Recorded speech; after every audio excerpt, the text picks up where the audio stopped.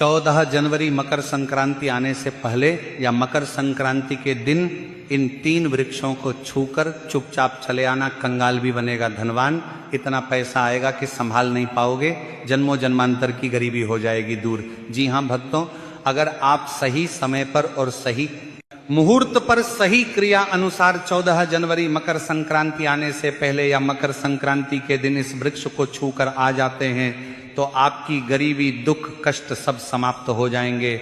जन्मों जन्मांतर की गरीबी तत्काल हो जाएगी। दूर आपका भाग्य 7वें आसमान पर होगा। जहां भी जाओगे दौलत पीछे पीछे आएगी। लेकिन भक्तों, आपसे एक अनुरोध है कि वीडियो को पूरा ही देखें, क्योंकि पूरा देखने पर ही लाभ की प्राप्ति हो सकती है। इसीलिए इस वीडियो को पूरा देखें। यदि आज आपने वीडियो को बीच बीच में से देखा, काट काट कर देखा, तो आपको अपने जीवन में कभी सफलता हासिल भी नहीं होगी और आप पूरे साल परेशान रहोगे। भक्तों, इस वीडियो में हम आपको ऐसे पेड़ बताएंगे जिन्हें छूने मात्र से आपकी गरीबी दूर हो जाएगी और मां लक्ष्मी की आप पर ऐसी कृपा होगी कि इस मकर संक्रांति पर आप धनवान बन जाओगे। अगर आप 14 जनवरी मकर संक्रांति आने से पहले या मकर संक्रांति के दिन ये जो पेड़ हम आपको बताने वाले हैं, उन पेड़ को आप छू लेंगे तो आपकी गरीबी दूर हो जाएगी।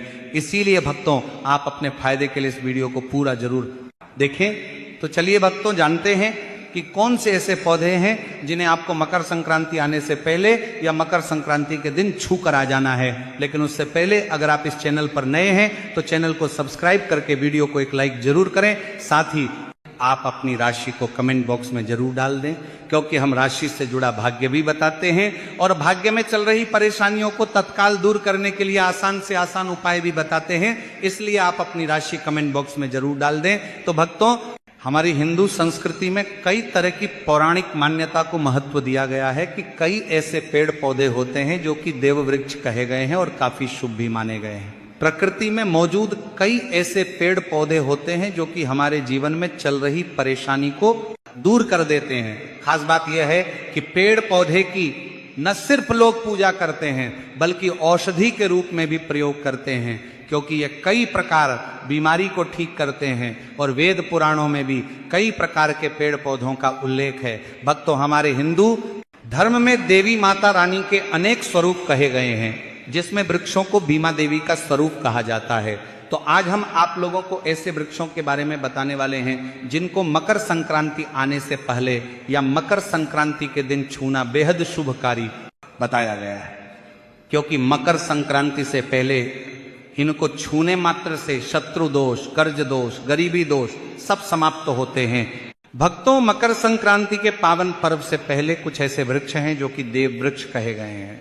ये देवी के स्वरूप होते हैं, माता काली के स्वरूप होते हैं और हमारे हिंदू धर्म में पेड़ पौधे को देवी देवता मान करके हम इनकी पूजा करते हैं और हमें पूजा भी जरूर करनी चाहिए। और भक्तों, विज्ञान भी कहता है पेड़ पौधे मनुष्यों को फ्री में प्राणवायु प्रदान करते हैं और पेड़ पौधे हमें ऑक्सीजन देते हैं और हमारे जो कार्बन प्रदान ऑक्साइड होता है उसे ग्रहण करके सभी प्रकार के जितने भी नाकाम चीज होते हैं उसे अपने अंदर में स्वयं सोख लेता है और हमें तेज प्रदान करते हैं।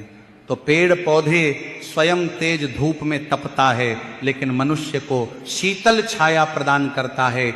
और नए कार्य के समय में कुछ ऐसे पेड़ पौधे हमारे धर्मशास्त्र में कहे गए हैं जिनको छूने मात्र से व्यक्ति के बंद किस्मत के ताले खुल जाते हैं, व्यक्ति का सौभाग्य चमक जाता है। हमारे शास्त्रों में पेड़ पौधों को बहुत ही गुणकारी कहा जाता है, क्योंकि इनमें साक्षात देवता होते हैं। अनेक बीमारी का उपचार पेड़ पौधों में ही छुपा है। पेड़ पौधों को में कई जड़ी बूटियां पाई जाती हैं और भगवान श्री कृष्ण ने गीता में स्वयं कहा है कि वृक्षों में मैं पीपल का वृक्ष हूं। पीपल के वृक्ष को वृक्षों का राजा कहा जाता है, क्योंकि पीपल वृक्ष की जो आयु होती है सबसे ज्यादा होती है, सबसे अत्यधिक होती है। पीपल वृक्ष सर्वशक्तिमान होता है। पूजा पूजा पाठ में अत्यधिक इसका महत्व होता है। तो चलिए भक्तों, आज हम आप लोगों को मकर संक्रांति आने से पहले या मकर संक्रांति के दिन छुए जाने वाले वृक्ष के बारे में बताने वाले हैं। तो कमेंट में जय मां लक्ष्मी अवश्य लिख दीजिए। भक्तों, हमारे धर्मशास्त्र में अनेक ऐसे वृक्ष हैं जो कल्याणकारी होते हैं मंगलकारी होते हैं। अगर इन वृक्ष को छू लेते हैं तो आपकी सभी प्रकार की परेशानी है कि कष्ट है, ये सब समाप्त हो जाते हैं। खास करके 14 जनवरी मकर संक्रांति आने से पहले या मकर संक्रांति के दिन इसका असर कई लाख गुना होता है, क्योंकि इस समय इस अचेत जो वस्तु होती है वो भी चेतना युक्त हो जाती है, अर्थात इस समय शक्ति हमारे धरती लोक में आ जाती है। तो जितने भी पेड़ पौधे हैं, जीव जंतु है, चल अचल सभी प्रकार के जो वस्तु हैं, इन सब में प्राण आ जाते हैं, सब में शक्ति निहित हो जाती है, जागृत हो जाती है। तो इस समय कोई भी व्यक्ति पेड़ पौधे को जाकर के छू दे, खास करके देवी स्वरूप कहे गए जो तार पेड़ पौधे होते हैं, जाकर के आप इसे छू के आते हैं तो आपके जीवन की परेशानी है, दुख है, तकलीफ है, कष्ट है, रोग है, बीमारी है, कला है, जीवन में चल रही बहुत बड़ी समस्या है, सब समस्या समाप्त हो जाती है। काल सर्प दोष, मंगल दोष, शनि दोष, राहु दोष तत्काल अपना असर दिखाती है और सब दोष खत्म हो जाते हैं। भक्तों, आज हम आप लोगों को 3 पौधों के बारे में बताने वाले हैं। ये तीनों पौधे देव वृक्ष कहे जाते हैं। वीडियो को ध्यान से देखना, अगर आज की वीडियो मिस कर दी तो फिर सारी जिंदगी आपको पछताना पड़ेगा, क्योंकि मकर संक्रांति ही एक ऐसा पर्व होता है, एक ऐसा समय होता है कि आपको लंबी पूजा पाठ करने की जरूरत नहीं, बल्कि केवल कुछ ही दिनों के भीतर में ही आप अपनी समस्या को, आप अपनी गरीबी को स्वयं अपनी आंखों से समाप्त होते हुए देख सकते हैं। मैं जिस देव वृक्ष के बारे में बता रहा हूं, ये सारे वृक्ष आपको अपने घरों के आसपास में बहुत ही आसानी से मिल जाएंगे। भक्तों, वीडियो में आगे की जानकारी बताने से पहले अभी तक कमेंट बॉक्स में जय माता लक्ष्मी नहीं लिखे हैं तो जय माता लक्ष्मी जरूर लिखना। तो भक्तों, कौन से ऐसे 3 वृक्ष हैं जिसे हमें छू करके मकर संक्रांति आने से पहले या मकर संक्रांति के दिन जरूर आना चाहिए। इसी के साथ भक्तों, हो सके तो मकर संक्रांति पर जितना ज्यादा हो सके देव वृक्ष की पूजा जरूर करना। भक्तों, देव वृक्ष में कई प्रकार के वृक्ष होते हैं, तो चलिए भक्तों जानते हैं कि कौन से वृक्ष को छूने से हमारी गरीबी मिटती है। पहला जो वृक्ष है यह है शमी का वृक्ष। शमी के वृक्ष को जगदम्बा का स्वरूप कहा गया है। जो शमी के वृक्ष हैं यह स्वयं जगदम्बा के स्वरूप है। इस पर स्वयं जगदम्बा स्वयं साक्षात विराजमान रहती है। और कोई भी व्यक्ति अगर संध्या काल में 14 जनवरी मकर संक्रांति आने से पहले या मकर संक्रांति के दिन इसके नीचे में धूप दीप जलाता है, धुआं दिखाता है, तो उनकी सभी प्रकार की परेशानी दूर होती है। शमी की जड़ में सिंदूर डालने से व्यक्ति को आरोग्य की प्राप्ति होती है। जो लोग लंबे समय से बीमार पड़े हैं, ऐसे व्यक्ति के जो घर में रहने वाले सदस्य हैं, तो वह लोग जो बीमार पड़े हैं उनके शरीर से 7 बार सिंदूर को उतारा करके शमी की जड़ में डाल सकते हैं, तो उनके रोग जल्दी ठीक हो जाएंगे।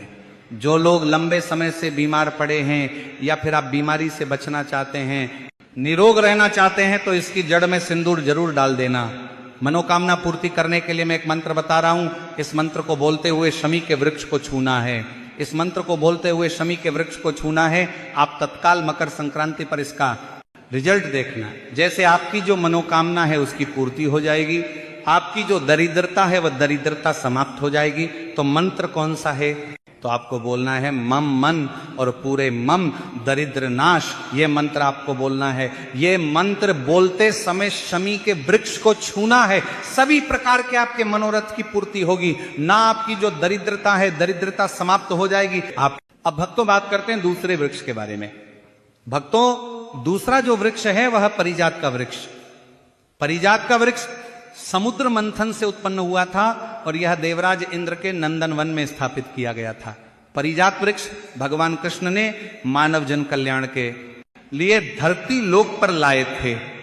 जो परिजात का वृक्ष है इसे भी मां लक्ष्मी का स्वरूप कहा गया है, क्योंकि माता लक्ष्मी भी समुद्र से उत्पन्न हुई है और परिजात के वृक्ष भी समुद्र से उत्पन्न हुआ। इस नाते यह माता लक्ष्मी की बहन कही जाती है। तो ऐसा माना जाता है कि कोई भी मनुष्य उनके शरीर में कितनी भी ज्यादा थकान हो, कितनी भी पीड़ा, व्रत के दौरान अगर आपके शरीर में थकान है, पीड़ा है, तो पारिजात के वृक्ष को शाम के समय में छू करके जरूर आ जाना। आप चाहे तो 14 जनवरी मकर संक्रांति आने से पहले या मकर संक्रांति के दिन और किसी भी समय जब आपको समय मिले उस समय में जाकर के इस वृक्ष को छू सकते हैं। इस वृक्ष को छूते ही तत्काल शरीर से पीड़ा है, जो थकान है, सुस्ती है, कमजोरी है, वह समाप्त हो जाती है।